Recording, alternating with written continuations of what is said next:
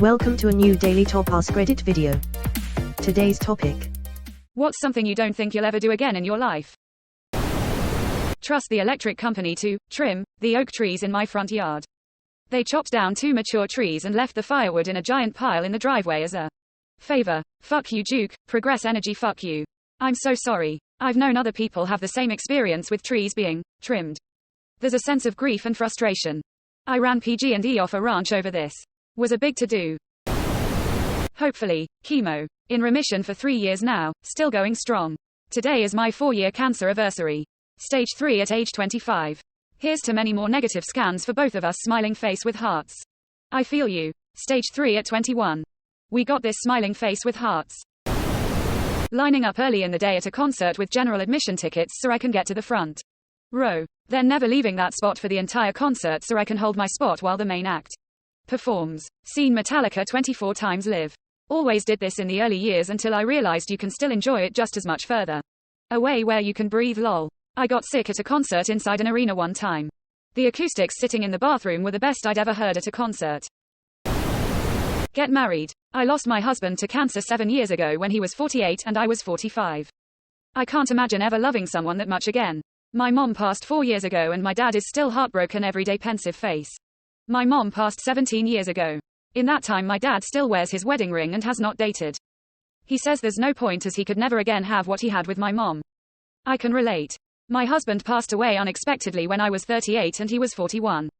That was 3.5 years ago and I can't imagine getting married again, but my kids are still young, so who knows what the future will bring when I'm an empty nester. I'm so sorry for your loss. I wish you and your children all the best. Feed my dog puppuccinos at Starbucks. His farts in the car after were death. You were playing games with nature that shouldn't be played. Why does no one ever talk about this, loudly crying? Cocaine edit. I have not done it for over 30 years. I was hooked for a couple years in Florida when it was everywhere and dirt cheap in the 1980s. The thought of it now nauseates me. Yup. I got asked about this from a friend not too long ago. She knew how far I went down that road. She asked if I ever get the urge. It's been like 15 years. I do. But the difference is now it wouldn't be fun. It would be sad and only in service of an addiction. I lost a good friend a couple of years ago from this shit. Heart attack at 40. I don't want to join him. Same. It started out fun, and turned into something else altogether. There's a reason you don't see a lot of 40 to 50 plus year old cokeheads. Either died or smart end up. Never going back. Hopefully. Drink alcohol 6 years sober. Congrats. Keep it up. Ride a roller coaster. Y'all take care of your back, because when it goes, your life choices are reduced. Yep. I've gotten muscle spasms just from moving the wrong way. I won't even go to an amusement park anymore. Apparently there is a proper way to do everything. I know all of the improper ways to sneeze, cough, stand, turn, look, laugh, breathe, sit, lay down, get up, and hokey pokey. I always loved roller coasters. But about 15 years ago I took my girls to Orlando and rode every coaster at Universal. I remember thinking to myself, I really don't enjoy this anymore. That was the last time. I just posted this LMAO, that Hulk ride is absolutely abysmal. I might have enjoyed it a few years ago, but I would rather shit in my hands and clap than ride it again. Skydive. Biggest rush, but once is enough.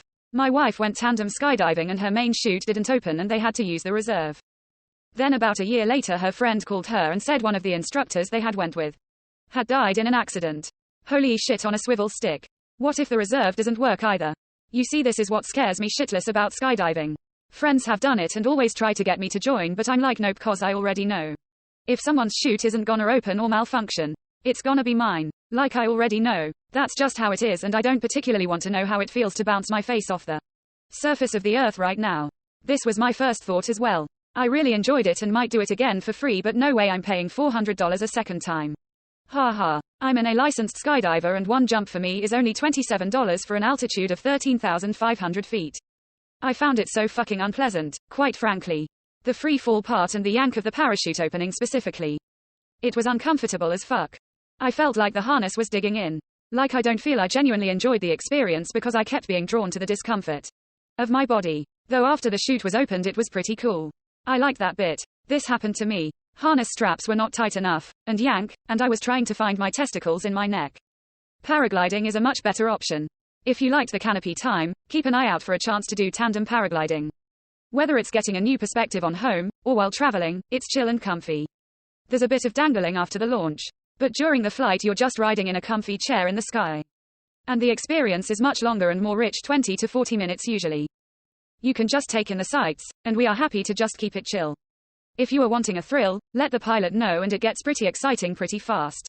We like that too. Yeah, I found the whole thing pretty underwhelming. I was weirdly not nervous going up in the plane and found it easy to jump. But that free fall just wasn't fun. I found it very hard to breathe as the air rushed past my face. Then the big jerk, then the tightness around my hips while hanging out in the air. The view was neat, but I don't need to do it again.